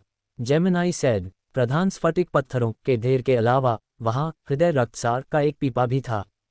प्रधान स्फटिक पत्थरों का वह ढेर उसके कई वर्षों के पारिश्रमिक के बराबर था और हृदय रक्तसार का वह पीपा तो उसके सपनों की वस्तु थी। जाने से पहले फिरदौस ने नकुल शॉ पर एक गहरी नज़र डाली। हृदय रक्तसार के इस पीपे के साथ उसके अस्तित्व की स्थिति छलांग लगाकर ऊपर जाएगी। जब तक वह ये कदम उठाएगा, उसका जीवन हमेशा के लिए बदल जाएगा। कमरे के भीतर क्या आध्यात्मिक क्षेत्र टेलीपोर्टेशन व्यू का उपयोग करने की कोई भी आशा नहीं है? नकुल शॉ सोचने लगा। आध्यात्मिक पवित्र भूमि के पूरे क्षेत्र में यात्रा करना एक लंबी यात्रा थी। उसने अनुमान लगाया कि यदि यात्रा सुगम रही तो इसमें 1 दशक से अधिक का समय लगेगा। हालांकि यदि वह टेलीपोर्टेशन व्यू का उपयोग करता तो उस समय का आधे से अधिक हिस्सा बच जाता। दुर्भाग्य से पवित्र भूमि के वे दोनों युवक नकुल शॉ की मदद नहीं करना चाहते थे। श्वा। नकुल शॉ के हाथ में एक बैंगनी रंग का टोकन दिखाई दिया। पर्पल सेंट टोकन, बैंगनी संत टोकन। पर्पल सेंट टोकन और पर्पल सेंट रूइंस बैंगनी संत खंडहर के बीच एक संबंध था। वह टोकन का उपयोग करके खंडहरों का रास्ता खोल सकता था और टोकन में ही असामान्य शक्ति थी। पर्पल सेंट टोकन का उपयोग 3 बार किया जा सकता है। मैं पहले ही एक बार इसका उपयोग कर चुका हूँ। नकुल शॉ ने अपनी आंखें बंद की और इसे महसूस किया। टोकन के दूसरी ओर की आभा पहले से ही अत्यंत कमजोर थी। ऐसा इसलिए था क्योंकि दूरी बहुत अधिक थी और वह आयाम स्वयं शक्ति खो रहा था, अन्यथा वह खंडहरों में वापस जाने का रास्ता खोल सकता था। हालांकि थाउजेंड फ्लोइंग आइलैंड्स जोन और टुलू आइलैंड्स जोन एक दूसरे के बगल में थे, लेकिन पर्पल सेंट पार्शियल स्पिरिट की वर्तमान ताकत शायद पर्याप्त नहीं थी। सौभाग्य से नकुल शॉ की वापस जाने की कोई मंशा नहीं थी। वरिष्ठ पर्पल सेंट, मेरा गंतव्य बहुत दूर है और मुझे सत्य युद्ध पवित्र भूमि में टेलीपोर्टेशन व्यूह का उपयोग करने की आवश्यकता है। नकुल शॉ ने सूचना की एक लहर भेजी। संपर्क स्थापित करने की कठिनाई बहुत बड़ी थी और इससे पार्शियल स्पिरिट और आयाम की शक्ति व्यर्थ होती, लेकिन सूचना के आदान प्रदान में अधिक ऊर्जा की आवश्यकता नहीं थी। हालांकि कोई प्रतिक्रिया नहीं हुई। क्या पर्पल सेंट रूइंस में कुछ हुआ? नकुल शॉ की भौहें तन गईं। चाय बनने में लगने वाले आधे समय के बाद टोकन से एक आह सुनाई दी, नकुल, सत्य युद्ध पवित्र भूमि पर जाओ और मेरे इस टोकन के साथ गोपी भल्ला नामक व्यक्ति को खोजो, लेकिन मुझे नहीं पता कि वह व्यक्ति अभी जीवित है या नहीं।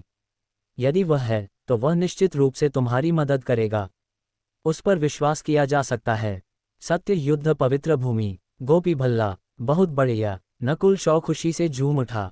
उसने केवल अपनी मर्जी से पार्शियल स्पिरिट से पूछा था, उसे वास्तव में कोई आशा नहीं थी। पार्शियल स्पिरिट से संबंधित कोई भी व्यक्ति जो आज भी जीवित है, वह कोई साधारण हस्ती नहीं होगी। भाई नकुल, पर्पल सेंट रूइंस ठीक है, तुम्हें चिंता करने की जरूरत नहीं है। तनुश्री शॉ की आवाज़ टोकन के माध्यम से गूंजी। वे दोनों टोकन के माध्यम से संपर्क करने में सक्षम थे, लेकिन वे बहुत देर तक बात नहीं कर सकते थे क्योंकि दूरी बहुत अधिक थी और इससे टोकन तथा आयाम पर बोझ पड़ता। उसी समय पर्पल सेंट रूइंस के ट्रेजर पैलेस की तीसरी मंजिल के भीतर वेन टिल्डर एक बैंगनी वस्त्र पहने युवती एक स्फटिक कुंजी के सामने बैठी थी। उसकी त्वचा बर्फ जैसी सफ़ेद और चमकती हुई थी और वह एक देवी की तरह सुंदर लग रही थी। तनुश्री, ऐसा लगता है कि तुम्हारी आध्यात्मिक जाति की रिक्तरेखा जागृत होने वाली है। भले ही तुम्हारी मानसिक ऊर्जा मूल कोर क्षेत्र तक नहीं पहुंची है, फिर भी तुम इतने शुद्ध अर्धचरण सत्य युवान को रूपांतरित करने में सक्षम हो। तुम जल्द ही पूरी तरह से सत्य युवान को शुद्ध कर पाओगी। पर्पल सेंट पार्शियल स्पिरिट ने मुस्कुराते हुए कहा। मानसिक ऊर्जा के मूल कोर क्षेत्र तक पहुंचे बिना सत्य युवान को शुद्ध करना अविश्वसनीय था। आध्यात्मिक जाति की गणना 10,000 प्राचीन जातियों में भी सर्वश्रेष्ठ में की जाती है। 3 दिन बाद शून्य महासागर आध्यात्मिक महल के एक प्रवेश द्वार के पास वह छोकरा आखिरकार बाहर आ गया है और जाने की तैयारी कर रहा है। इसकी सूचना तीसरे बुजुर्ग को दो। पास में मौजूद कुछ सामान्य दिखने वाले लोगों ने आध्यात्मिक बोध के माध्यम से संवाद किया। श्वा श्वा, वे आकृतियां पलक झपकते ही ओझल हो गईं। कुछ क्षणों बाद 100 नकुल शॉ और उसका समूह शून्य महासागर आध्यात्मिक महल से बाहर निकल गए। श्वा, जेमिनाई सेड। नकुल शॉ ने अपना हाथ उठाया और नया ब्लू लाइटनिंग सी स्काई शिप प्रकट हुआ जिसने एक शक्तिशाली दबाव छोड़ा। कितनी प्रबल आभा है। वह जहाज अत्यंत उच्च गुणवत्ता का है। प्रवेश द्वार के पास कई लोग मुड़कर देखने लगे, जबकि नकुल शॉ नाविकों को लेकर जहाज के भीतर चला गया। ब्लू लाइटनिंग सी स्काई शिप का आंतरिक भाग सुरुचिपूर्ण था और एक उच्च श्रेणी के होटल जैसा लगता था। इसके अलावा इसकी निर्माण सामग्री की मजबूती और रक्षा शक्ति बहुत अधिक थी। स्मृति और उसके साथी अंदर गए और काम पर लग गए। हृदय रक्तसार को अवशोषित करने के बाद कई नाविकों के अस्तित्व की स्थिति अर्धचरण मूल कोर क्षेत्र के करीब पहुंच रही थी और उनमें अब पहले से कहीं अधिक क्षमता थी। स्मृति भी आसानी से उत्तर चरण सत्य प्रभु पद late stage true lord rank पर पहुंच गई थी। चलो चलें, सजे धजे कप्तान के केबिन में बैठे नकुल शॉ ने आदेश दिया। वेन टिल्डर जहाज की सतह पर जल और बिजली की एक लहर उठी और वह शून्य महासागर आध्यात्मिक महल की बाधा को पार करते हुए असीमित महासागर में तेजी से निकल गया। उनका पीछा करो। एक सादी शर्ट पहने बुजुर्ग और 2 संप्रभुओं सॉवरेन्स ने उनका पीछा किया। वह बुजुर्ग गान क्लाउड पवेलियन के तीसरे बुजुर्ग थे। उनके साथ मौजूद 2 संप्रभु लघु मूल कोर क्षेत्र के अंतिम चरण में पहुंच चुके थे और वे सभी अत्यंत तीव्र थे। पिछले 1 महीने में बुजुर्ग ने गान क्लाउड पवेलियन की सेनाओं को सक्रिय कर दिया था और कुछ लोगों को इस क्षेत्र में घात लगाने का आदेश दिया था। छोकरे, गान क्लाउड पवेलियन ने दर्जनों मील के दायरे को घेर लिया है। तुम्हारे पास पंख हों तो भी तुम बच नहीं पाओगे। शर्ट पहने संप्रभु प्रभु दहाड़े और बिजली की गति से जहाज का पीछा करने लगे। ब्लू लाइटनिंग सी स्काई शिप के भीतर महान मूल कोर क्षेत्र का दबाव महसूस कर सभी नाविकों का खून उबलने लगा। ऐसा लग रहा था जैसे वह बुजुर्ग प्रकृति के साथ विलीन होकर दुनिया के साथ एक हो गए हों। क्या गति है। संप्रभु प्रभु धीरे धीरे जहाज के करीब आ पा रहे थे, जबकि अन्य दो संप्रभु पीछे छूट रहे थे। इस छोकरे ने वास्तव में हृदय रक्तसार को जहाज में विलीन कर दिया। क्या बर्बादी है। बुजुर्ग के चेहरे पर क्रोध के भाव आ गए और उनकी आंखें और भी ठंडी हो गईं। सर्र। जब जहाज एक निश्चित दूरी तय कर चुका था, तभी सामने से लघु मूल कोर क्षेत्र के मध्यम चरण के दो संप्रभुओं ने हमला बोल दिया। छोकरे, यहीं रुक जाओ। उन दोनों ने एक साथ प्रहार किया, जिससे समुद्र की लहरें गरजने लगीं। धप धप धूम टिल्ड। ब्लू लाइटनिंग सी स्काईशिप का ठंडा धात्विक कवच अभी भी चिकना और सुरक्षित था। उस पर कोई क्षति नहीं हुई थी। इस जहाज की रक्षा प्रणाली अत्यंत मजबूत है। उन दोनों संप्रभुओं ने अपनी जीभ चटकाई और उसे रोकने के लिए अपनी पूरी शक्ति लगा दी। हालांकि उनके हमले जहाज को वास्तव में खतरा नहीं पहुंचा सकते थे, लेकिन इसकी गति कम करना कठिन नहीं था। हा, तुम दोनों उस जहाज को रोको। शर्ट पहने बुजुर्ग पागलों की तरह हंसे। उनका नकुल शॉ के पीछे जाने का मुख्य कारण हृदय रक्तसार था। उन्होंने नहीं सोचा था कि नकुल शॉ के पास इसके अलावा इतना उच्च श्रेणी का जहाज भी होगा। यहाँ तक कि गान क्लाउड पवेलियन, जो एक शीर्ष एक सितारा क्लैन था, के पास भी ऐसी गुणवत्ता के अधिक जहाज नहीं थे। स्वामी, काले कोहरे की एक परत के भीतर से कंकाल रूपी मंडल अध्यक्ष प्रकट हुआ। पिछले महीने के दौरान हृदय रक्तसार और मिस्टिक डार्क क्रिस्टल बोन का उपयोग करने के बाद मंडल अध्यक्ष की शक्ति कई गुना बढ़ गई थी। डिंग डिंग डिंग। मंडल अध्यक्ष ने उन दोनों लघु मूल कोर क्षेत्र के संप्रभुओं के प्रहारों का सामना किया और उसे एक खरोंच तक नहीं आई। जे। मंडल अध्यक्ष हंसा और अपना हाथ आगे बढ़ाकर उन दोनों की ओर हड्डियों के नुकीले तीरों की लहरें भेज दीं। धूम। दोनों संप्रभुओं को पीछे हटने के लिए मजबूर होना पड़ा और उनमें से एक मामूली रूप से घायल हो गया। नकुल शॉ अपना सिर हिलाए बिना नहीं रह सका। मंडल अध्यक्ष की साधना अब लघु मूल कोर क्षेत्र के अंतिम चरण के करीब थी और उसकी हड्डियां एक नए स्तर तक मजबूत हो गई थीं। वे सामान्य हमलों को अनदेखा कर सकती थीं। इस तथ्य के साथ कि उसने अपने शरीर में 9 डेडली यिन बोन को विलीन कर लिया था, उसकी युद्ध क्षमता अंतिम चरण को पार कर चुकी थी और लगभग महान मूल कोर क्षेत्र के तुल्य थी। इस युद्ध को जल्दी खत्म करो। नकुल शॉ ने देखा कि पीछे से वे तीनों करीब आ रहे हैं। श्वा। उसने एक काला झंडा लहराया और हवा में 100 शापित भूत लाशें प्रकट हो गईं। Who tilde. Gemini said. चारों ओर 4 या 5 मील के दायरे में अचानक एक काला कोहरा फैल गया और उसने एक चौंकाने वाला श्राप मुक्त किया। ये ठीक नहीं है। जैसे ही कोहरे ने उन दो संप्रभुओं को छुआ, वे असहज महसूस करने लगे। अनगिनत सूखे सफ़ेद हाथ, जिन्हें वे देख भी नहीं पा रहे थे, उनके शरीरों को खरोंचने लगे और उनके मांस को चीरने लगे। दोनों संप्रभुओं की आत्मा और ऊर्जा लगातार क्षीण हो रही थी और घायल संप्रभु की स्थिति तो और भी बदतर थी। ऐसा लग रहा था मानो उसके शरीर से प्रेत चिपक गए हों। मानसिक ऊर्जा भूत तकनीक 10,000 प्रेत भूल भुलैया देव 10,000 घोस्ट मेज गॉड। कंकाल रूपी मंडल अध्यक्ष की आंखों में लाल लपटें फड़क उठीं और उसने भूतलाश शापित व्यूह के भीतर भय और घबराहट के भ्रम छोड़ दिए। श्वा। नकुल शॉ ने काले झंडे को लहराया और कोहरे ने घेरे पर घेरा बनाना शुरू कर दिया, जिसने उन दो प्रभुओं को फंसा लिया। वो टिल्ड। दोनों संप्रभुओं का सिर चकराने लगा और उनके मुंह से चीखें निकलने लगी, क्योंकि उनके चेहरे पर डर हावी हो गया था। कोई भी देख सकता था कि उनकी त्वचा और खून सड़ने लगा था। अध्याय 593 रक्तरेखा की शक्ति। जब सभी 100 भूत लाशों ने मिलकर व्यूह अरे बनाया, तो उसकी शक्ति एक नए स्तर पर पहुंच गई। यहाँ तक कि असीमित महासागर की वेल भी इसी के द्वारा मारी गई थी। इस समय काले कोहरे ने भूतिया लपटों का रूप ले लिया था, जिसने उन दो संप्रभुओं को हताशा में डाल दिया था। ऊपर से कंकाल रूपी मंडल अध्यक्ष की मानसिक ऊर्जा वाली भूत तकनीक ने आग में घी का काम किया। भूतलाश शापित व्यूह में फंसने पर किसी को भी शाप की भयानक शक्ति का सामना करना पड़ता था। उन दोनों संप्रभुओं की त्वचा और मांस सड़ने लगा था, जबकि उनकी ऊर्जा और आत्माएं क्षीण होती जा रही थीं। रुको। पीछे से पीछा कर रहे प्रभु सॉवरन लॉर्ड के चेहरे का भाव नाटकीय रूप से बदल गया जब उन्होंने देखा कि क्या हो रहा है, और उन्होंने अपनी आभा और मुक्त की।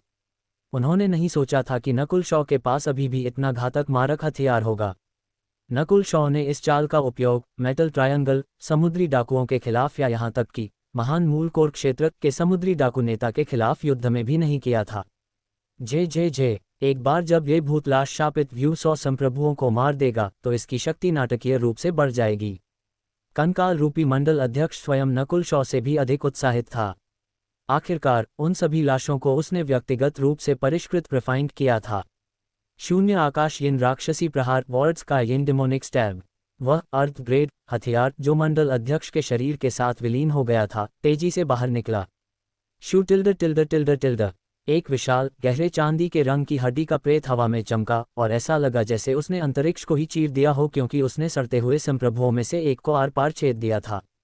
Gemini said ah tilde tilde tilde tilde. View के भीतर से एक चीख गूंजी और उस संप्रभु का शरीर रक्त के एक कुंड में बदल गया। उसी समय आह मुझे बचाओ, दूसरा संप्रभु उन सूखे सफेद हाथों से घिरा हुआ था जो उसके शरीर के भीतर घुस रहे थे। सर्र टिल्ड टिल्ड। नकुल शॉ ने काले झंडे को लहराया और व्यूह की शक्ति को निर्देशित किया और जल्द ही वह दूसरा संप्रभु भी खून के ढेर में बदल गया। मात्र कुछ ही क्षणों में लघु मूल कोर क्षेत्र के 2 मध्यम चरण के योद्धा भूतलाश शापित व्यूह द्वारा मारे जा चुके थे। Who tilde tilde tilde tilde. उन दोनों संप्रभुओं की ऊर्जा और सार को व्यूह ने सोख लिया। इस दृश्य ने पीछा कर रहे तीनों संप्रभुओं की हड्डियों में कंपन पैदा कर दिया। छोकरे, तुम्हारी हिम्मत कैसे हुई गान क्लाउड पवेलियन के बुजुर्गों को मारने की। तीसरे बुजुर्ग ने अपने दिल के सदमे को दबाया। उन्होंने अपनी महान मूल कोर क्षेत्र की आभा से पर्यावरण को बदल दिया और ब्लू लाइटनिंग सी स्काईशिप की ओर झपटे। उनके साथ मौजूद अन्य 2 संप्रभु लघु मूल कोर क्षेत्र के अंतिम चरण में थे, इसलिए वे कमजोर नहीं थे। टूट जा टिल्ड टिल्ड टिल्ड। तीसरे बुजुर्ग ने एक हथेली से प्रहार किया जिससे 10 मील के दायरे में सब कुछ गूंज उठा। वह प्रहार सीधे भूतलाश शापित व्यू से जा टकराया। Who tilde tilde tilde tilde tilde. View द्वारा बनाया गया काला कोहरा कुछ धुंधला पड़ गया। श्वा श्वा। नकुल शॉ ने काले झंडे को लहराया और व्यू के भीतर से और अधिक काला कोहरा उत्पन्न किया। झे ये भूतलाश शापित व्यू अब वैसा नहीं रहा जैसा अतीत में था। क्या तुम्हें सच में लगता है कि यह इतनी आसानी से टूट जाएगा? कंकाल रूपी मंडल अध्यक्ष की हड्डियां चटकने लगी क्योंकि 9 डेडली यिन बोन उसके शरीर में वापस विलीन हो गई। वेंग टिल्ड टिल्ड टिल्ड। उसने फिर एक गुप्त तकनीक का उपयोग किया और एक ज्वलंत अस्थि दैत्य में बदल गया। सर्र। वह दैत्य अपनी हर हरकत के साथ यिन और मृत्यु की लपटें छोड़ रहा था जो अभी भी भूतलाश व्यू का समर्थन कर रही थीं।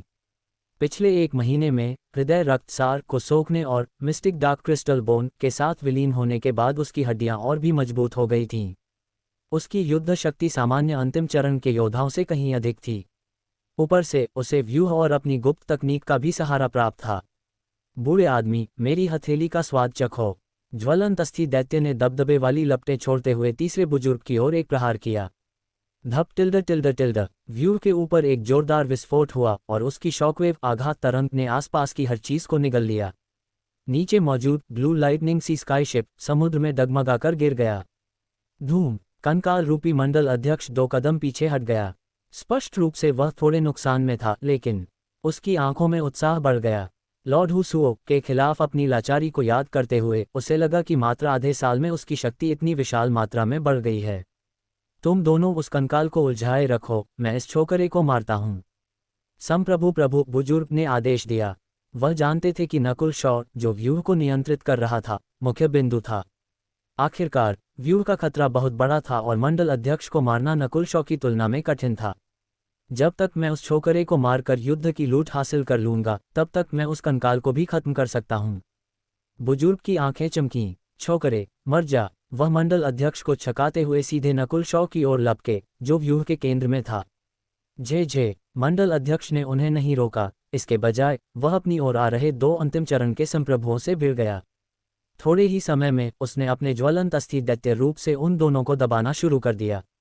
जाओ। नकुल शॉ के चेहरे के भाव नहीं बदले। उसने व्यूह का झंडा लहराया जिससे कोहरे के ड्रैगन कोहासा ड्रैगन निकले और बुजुर्ग संप्रभु से टकराने लगे। जेमिनाई सेड, टूट जा। संप्रभु सॉवरन लॉर्ड ने अपनी हथेली से प्रहार किया और शाप की शक्ति उनके पास पहुंचने से पहले ही बिखर गई। हालांकि नकुल शॉ के चेहरे के भाव स्थिर रहे और वह लगातार शाप की शक्ति का उपयोग करके संप्रभु पर प्रहार करता रहा। पारदर्शी सफेद सूखे हाथ संप्रभु के शरीर के चारों ओर लिपट गए और उनके भीतर समाने लगे, जिससे उनके चेहरे का भाव बदल गया। यहाँ तक कि महान मूल कोर क्षेत्र तक पहुँचने वाला उनके जैसा शक्तिशाली व्यक्ति भी इस शाप के प्रभाव को अनदेखा नहीं कर सकता था। शाप की शक्ति कहीं से भी प्रवेश कर सकती है। ये केवल एक साधारण मानसिक ऊर्जा हमला नहीं है। नकुल शॉ ने संप्रभु को आगे बढ़ने दिया। एक बार जब शाप की शक्ति शरीर में प्रवेश कर जाती और समय पर उसका उपचार नहीं होता तो महान मूलकोर क्षेत्र का योद्धा भी नहीं बच पाता।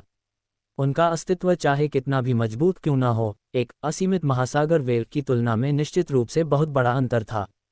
मुझे इस छोकरे को मारने के लिए केवल 10 सांसों की जरूरत है और मैं बिना किसी नुकसान के पीछे हटने में सक्षम रहूंगा। संप्रभु प्रभु ने सोचा। उन्हें विश्वास था कि वे 10 सांसों में नकुल शॉ को मार देंगे। वे इसे केवल 4 या 5 सांसों में भी कर सकते थे। वायु और विद्युत के पंख, wings of wind and lightning. Nakul Shaw की पीठ के पीछे अचानक बैंगनी रंग के पंखों की एक जोड़ी सघन हुई, जिससे उसकी गति और चपलता बढ़ गई। श्वा, काले धुएं की ओट में पीछे केवल परछायां आफ्टर इमेजेस छूटती गईं। भूतलाश शापित व्यूह के भीतर बाहरी लोगों की इंद्रियां प्रतिबंधित हो जाती थीं, लेकिन नकुल शॉ पर ऐसी कोई पाबंदी नहीं थी। वह और कंकाल रूपी मंडल अध्यक्ष इस व्यूह को उतनी ही अच्छी तरह जानते थे जितनी अच्छी तरह वे अपने हाथ को जानते थे। चालाक छोकरा, संप्रभु प्रभु दहाड़े और उन्होंने कई 100 गज के दायरे में एक हरे रंग की हथेली का प्रेत भेजा, जो एक विस्तृत क्षेत्र का हमला था। हालांकि नकुल शॉ की प्रतिक्रियाएं और चपलता अत्यंत तीव्र थी और उसे क्षेत्र का लाभ भी प्राप्त था, इसलिए वह कई हमलों से बचने में सफल रहा। बोटिल्ड नकुल शॉ के शरीर पर पानी की एक लहर दिखाई दी। धूम धूम। जब हमले नकुल शॉ के शरीर पर लगे तो वे धीमे हो गए और रुक गए। भले ही वह मामूली रूप से घायल हुआ था, लेकिन उसकी जल रक्तरेखा वाटर ब्लडलाइन ने जल्द ही उसे ठीक कर दिया। कितनी शक्तिशाली रक्तरेखा है। संप्रभु प्रभु के चेहरे का भाव बदल गया क्योंकि उन्हें एहसास हुआ कि उन्होंने नकुल शॉ को कमाका था।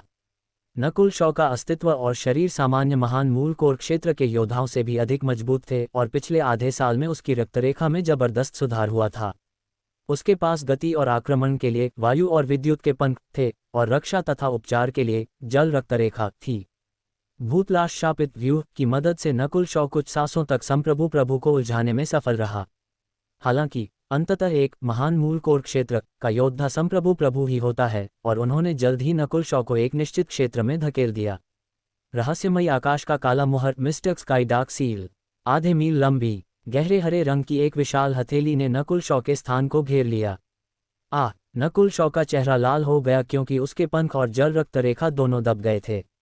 उसके घुटने झुकने लगे और उसका शरीर कांपने लगा। यदि उसका अस्तित्व और शरीर सामान्य महान मूल कोर क्षेत्र के योद्धाओं से भी अधिक मजबूत नहीं होते और उसकी जल रक्तरेखा में मजबूत रक्षा शक्ति नहीं होती तो वह अब तक टूट चुका होता। हा, छोकरे, हार मान लो। संप्रभु प्रभु ठहाका मारकर हंसे। आखिर एक संप्रभु प्रभु ही होता है। यदि वह एक अर्धचरण मूल कोर क्षेत्र के योद्धा को भी नहीं हरा पाता तो समाज में उसकी कोई साख नहीं बचती। जल आत्मा दिव्य परिवर्तन, water spirit divine change. Nakul Shaw की आंखें तीखी हो गईं और उसका शरीर अचानक मुड़ने लगा। वेंग टिल्ड एक प्रकाश अचानक नकुल शॉ के साथ विलीन हो गया और उसने उसके शरीर को तरल रूप में बदल दिया, जिससे वह पानी की तरह लहरें मारने लगा। धूम टिल्ड संप्रभु प्रभु का वह भयानक हमला जो नकुल शॉ पर लगा, ऐसा लगा जैसे वह किसी तरल पदार्थ के आर पार निकल गया हो। क्या? संप्रभु प्रभु के चेहरे का भाव बदल गया। तरल अवस्था। क्या ये छोकरा इतनी गहन जल गुप्त तकनीकों को समझ सकता है? जल आत्मा दिव्य परिवर्तन, शुद्ध चंद्रमा आध्यात्मिक संप्रदाय, प्योमून स्पिरिचुअल सेक्ट में भी एक अत्यंत गहन तकनीक थी और लोगों के लिए इसका सफलतापूर्वक अभ्यास करना कठिन था। इस अवस्था में नकुल शॉ क्षण भर के लिए तरल में बदलने में सक्षम था और रक्षा के मामले में वह लगभग अद्वितीय था। जेमिनाई सेड, विशालकाय। नकुल शॉ की आकृति अचानक ऊपर उठी और एक जल आत्मा देव, वाटर स्पिरिट गॉड में बदल गई। टूट जा। नकुल शॉ की हर हरकत ऐसी लग रही थी मानो वह समुद्र को पलट सकती हो, क्योंकि उसकी शक्ति एक नए स्तर पर पहुंच गई थी। चटाक। नकुल शॉ ने संप्रभु प्रभु सॉवरन लॉर्ड के हमले की परवाह नहीं की और एक ऐसा मुक्का मारा जिसने उसे रोकने वाली शक्ति को चकनाचूर कर दिया। इस क्षण नकुल शॉ का जल आत्मा दिव्य परिवर्तन उस समय के बुजुर्ग शुई युन से भी आगे निकल चुका था। यह मुख्य रूप से इसलिए था क्योंकि उसका अस्तित्व और रक्तरेखा पहले से कहीं अधिक मजबूत थी और वह इस तकनीक को अधिक आसानी से करने में सक्षम था। प्रकाश की एक चमक के साथ वह जल विशालकाय आकाश से नीचे उतरा। लघु मूल कोर क्षेत्र के 2 अंतिम चरण के योद्धा पहले से ही कंकाल रूपी मंडल अध्यक्ष द्वारा दबाए जा रहे थे और शाप की शक्ति उन्हें कमजोर कर रही थी। घात लगाकर हमला करने वाले वे दोनों संप्रभु तुरंत मारे गए। उन्हें समझ ही नहीं आया कि एक महान मूल कोर क्षेत्र के योद्धा का सामना करते हुए भी नकुल शॉ में इतनी क्षमता कैसे थी कि वह यहां आकर उन्हें मार दे। लेकिन यही वास्तविकता थी। नकुल शॉ ने संप्रभु प्रभु के हमले को पूरी तरह से नजरअंदाज कर दिया था। जेमिनाई सेड, अध्याय 594, मृत्यु रक्षकों का आगमन। ये देखकर कि एक और लघु मूल कोर क्षेत्र स्मॉल ओरिजिन कोर रेल्म का अंतिम चरण का संप्रभु नकुल शॉ के हाथों मारा जाने वाला है, शर्ट पहने बुजुर्ग दहाड़ा छोकरे गान क्लाउड पवेलियन के तीसरे बुजुर्ग चिल्लाए और उनकी आंखें बाहर निकल आईं। वे अपने साथ जो 4 संप्रभु लाए थे उनमें से 3 पहले ही मारे जा चुके थे। रहस्यमयी आकाश डाक तकनीक प्रहार मिस्टिक स्काई डाक टेक्निक स्लैश। तीसरे बुजुर्ग ने अपने सत्य युआन ट्रू युआन को विस्फोटित किया, जिससे एक अर्ध पारदर्शी गहरे हरे रंग की ब्लेड सघन हुई। ऐसा लग रहा था मानो वह स्वयं स्वर्ग का दंड हो, क्योंकि वह प्रकृति के साथ एक होकर नकुल शॉ की ओर लपकी। इस हमले की भयानक शक्ति ने आकाश और पृथ्वी को हिलाकर रख दिया। वहां उपस्थित अन्य लोग, जिनमें कंकाल रूपी मंडल अध्यक्ष और दूसरा संप्रभु भी शामिल थे, उनका दिल दहल गया।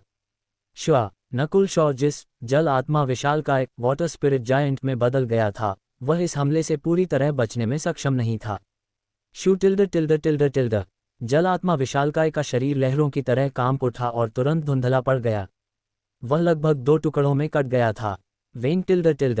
तभी जल आत्मा विशालकाय के घाव भरने लगे। इस अवस्था में नकुल शॉ का मांस अर्ध तरल अवस्था में बदलने में सक्षम था। अपनी राक्षसी रिकवरी गति के साथ वह लगभग अमर था। नकुल शॉ ने तीसरे बुजुर्ग के प्रहार को सीधे अपने ऊपर झेला और लघु मूल कोर क्षेत्र के अंतिम चरण वाले योद्धा की ओर झपटा। जेमिनाई सेड, धप। जल आत्मा विशालकाय वाटर स्पिरिट जायंट ने एक जोरदार प्रहार किया, जिससे लघु मूल कोर क्षेत्र स्मॉल ओरिजिन कोर रेल्म के उस अंतिम चरण के संप्रभु के मुंह से खून निकल आया। नकुल शॉ का जल आत्मा दिव्य परिवर्तन अब पूर्ण रूप में था, वैसा नहीं जैसा बैंगनी संत खंडहर पर्पल सेंट रूइंस में था। अब न केवल उसकी रक्षा अभेद्य थी, बल्कि उसकी हर हरकत शक्ति से भरी थी। इसके अलावा नकुल शॉ की इस तकनीक पर पकड़ अब बुजुर्ग शुई युन से भी आगे निकल गई थी। पिछले आधे साल में हृदय रक्तसार और प्राचीन स्वप्न क्षेत्र की आभा के कारण उसका अस्तित्व नाटकीय रूप से बढ़ गया था। वह सामान्य महान मूल कोर क्षेत्र ग्रेट ओरिजिन कोर रेल्म के योद्धाओं से भी अधिक मजबूत हो चुका था और उसकी रक्तरेखा की शक्ति कई बार रूपांतरित हुई थी। जीवन शक्ति और रक्तरेखा की इस ठोस नींव ने उसके जल आत्मा दिव्य परिवर्तन को थामे रखा था। रुक जाओ टिल्ड टिल्ड टिल्ड। गान क्लाउड पवेलियन के तीसरे बुजुर्ग दहाड़े, लेकिन वे केवल असहाय होकर देख सकते थे कि उनका अंतिम संप्रभु योद्धा जल आत्मा विशालकाय और ज्वलंत अस्थिदैत्य फ्लेमिंग बोन जायंट के दोहरे हमले में फंस गया है। नकुल शॉ और कंकाल रूपी मंडल अध्यक्ष दोनों ही ऐसी गुप्त तकनीकों का उपयोग कर रहे थे, जिन्होंने उनकी शक्ति को सामान्य स्तर से कहीं ऊपर पहुंचा दिया था। धूम। नकुल शॉ ने अपनी जल तरंगों के साथ तीसरे बुजुर्ग के एक और हमले को सीधे झेला, जिससे उसे उस अंतिम संप्रभु योद्धा को मौत के घाट उतारने का मौका मिल गया। नकुल शॉ और मंडल अध्यक्ष के संयुक्त प्रहारों से वह अंतिम संप्रभु भी मारा गया। उसकी लाश भूत लाश शापित व्यूह गोस्ट कॉप्स कर्स्ट अरे के भीतर पानी और खून के कुंड में विलीन हो गई। लगातार 4 संप्रभुओं की ऊर्जा और सार को सोखने के बाद शाप की शक्ति एक चौंकाने वाले स्तर पर पहुंच गई थी। तीसरे बुजुर्ग के चेहरे का भाव बुरी तरह बदल गया और उन्होंने एक गहरी सांस ली। धुएं के ऊपर तैरते हुए वे अब बिल्कुल अकेले और लाचार दिख रहे थे। मेरा जल आत्मा दिव्य परिवर्तन अब अधिकतम 10 सांसों तक ही टिक पाएगा। नकुल शॉ की आकृति चमकी और वह तीसरे बुजुर्ग की ओर लपका। बेशक इस अवस्था में भी वह केवल एक महान मूल कोर क्षेत्र के योद्धा का मुकाबला कर सकता था, उसे वास्तव में हराना अभी भी कठिन था। श्वा नकुल शॉ ने व्यूह का झंडा लहराया और शाप की शक्ति को निर्देशित किया। मृत्यु यिन और घृणा की उस भयानक हवा ने तीसरे बुजुर्ग को चारों ओर से घेर लिया। चालाक कमीने। तीसरे बुजुर्ग ने हाथ लहराकर बार बार उस धुएं को छिन भिन किया। हालांकि उनका चेहरा सफ़ेद पड़ने लगा था और शरीर में बेचैनी होने लगी थी। उनका शरीर काफ़ी समय से शाप के प्रभाव में था और उनकी जीवन शक्ति तथा ऊर्जा तेजी से घट रही थी। इस मौके का फायदा उठाते हुए जल आत्मा विशालकाय और ज्वलंत अस्थिदैत्य ने मिलकर जवाबी हमला किया। धूम धूम धप टिल्ड टिल्ड टिल्ड टिल्ड। भूतलाश शापित व्यूह के भीतर तीनों विशेषज्ञों के बीच भीषण टक्कर हुई। कुछ ही सांसों बाद मंडल अध्यक्ष पीछे हटा क्योंकि उसके शरीर से निकलने वाली लपटें धुंधली पड़ गई थीं। नकुल शॉ का जल रूप भी थोड़ा फीका पड़ गया था, लेकिन उस संप्रभु तीसरे बुजुर्ग का चेहरा कागज की तरह सफ़ेद हो चुका था और उनका शरीर कांप रहा था। हजारों अदृश्य सूखे सफ़ेद हाथ उनके शरीर के भीतर घुसकर उनकी आत्मा और जीवन शक्ति को नोच रहे थे। युद्ध की शुरुआत से ही वे कमजोर स्थिति में थे और पुराने घावों ने उन्हें और तोड़ दिया था। ध्यान से देखने पर पता चलता था कि उनकी त्वचा बूढ़ी होने लगी थी। मात्र 10 सांसों के भीतर वे 10 साल बूढ़े लग रहे थे। जे बूढ़े आदमी, इस शापित व्यू के कारण तुमने अपनी उम्र का एक बड़ा हिस्सा खो दिया है। मंडल अध्यक्ष घमंड से हंसा। बुजुर्ग का चेहरा धूसर ग्रे हो गया था और उनकी त्वचा सड़ने लगी थी, जिससे शाप की और भी अधिक शक्ति उनके भीतर समाने लगी। कमीने, गान क्लाउड पवेलियन तुम्हें इतनी आसानी से नहीं छोड़ेगा। भले ही तीसरा बुजुर्ग अभी भी श्राप दे रहा था, लेकिन उनकी आंखों की गहराइयों में अब साफ डर झलक रहा था। इतना कहने के बाद उन्होंने अपनी पूरी सत्य युआन शक्ति झोंक दी और अपने दोनों विरोधियों को पीछे धकेला। श्वा, अगले ही पल बुजुर्ग की आकृति वहां से भाग निकली। नकुल शॉ और मंडल अध्यक्ष ने सिर उठाकर देखा। वह बुजुर्ग कुछ मील उड़ने के बाद लड़खड़ाए और उनके मुंह से खून का फव्वारा फूट पड़ा। स्वामी, शाप की शक्ति उस बूढ़े के भीतर समा चुकी है और वह अब अत्यंत कमजोर है। हम उसे मारने से बस एक कदम दूर हैं। मंडल अध्यक्ष ने थोड़ा अनिच्छा से कहा। यदि यह व्यू एक महान मूल कोर क्षेत्र के योद्धा के सार को निगल पाता तो यह इसके लिए अत्यंत फायदेमंद होता। जेमिनाई सेड, मुझे पता है, लेकिन हम अभी भी एक महान मूल कोर क्षेत्र ग्रेट ओरिजिन कोर रेल्म के योद्धा की बात कर रहे हैं। नकुल शॉ ने हल्के से अपना सिर हिलाया। उसकी तरल अवस्था फिर से ठोस में बदल गई और उसका चेहरा पीला पड़ गया। नकुल शॉ, जल आत्मा दिव्य परिवर्तन की गुप्त तकनीक को केवल एक सीमित समय के लिए ही बनाए रख सकता था, क्योंकि इसका उपयोग करने की कीमत बहुत भारी थी। श्वा, नकुल शॉ ने काले झंडे को लहराया और संतुष्टि के साथ भूतलाश शापित व्यू को समेट लिया। चीजें लॉर्ड हुसुओ के खिलाफ हुई लड़ाई की तुलना में बहुत अधिक सुगमता से संपन्न हुई। सबसे महत्वपूर्ण बात यह थी कि नकुल शॉ ने अपनी नेत्र रक्तरेखा आई ब्लडलाइन का उपयोग तक नहीं किया था। नकुल शॉ और कंकाल रूपी मंडल अध्यक्ष का संयोजन शापित व्यूह की मदद के साथ अब सामान्य संप्रभु प्रभुओं को दबाने में सक्षम था। आधे साल पहले वे दोनों ऐसा सोचने की हिम्मत भी नहीं कर सकते थे। जल्दी पीछे हटो। नकुल शॉ ब्लू लाइटनिंग सी स्काईशिप में वापस आया और आदेश दिया। अभी अभी हुए युद्ध में मुट्ठी भर संप्रभुओं और एक संप्रभु प्रभु की मौजूदगी ने कई विशेषज्ञों का ध्यान आकर्षित किया था। क्या जबरदस्त लड़ाई थी। कई संप्रभु मारे गए। उस जहाज में कौन है? उन्होंने गान क्लाउड पवेलियन के इतने सारे बुजुर्गों को मार गिराया। गान क्लाउड पवेलियन यहाँ की शीर्ष ताकतों में से एक है, चूंकि वे अभी भी शून्य महासागर आध्यात्म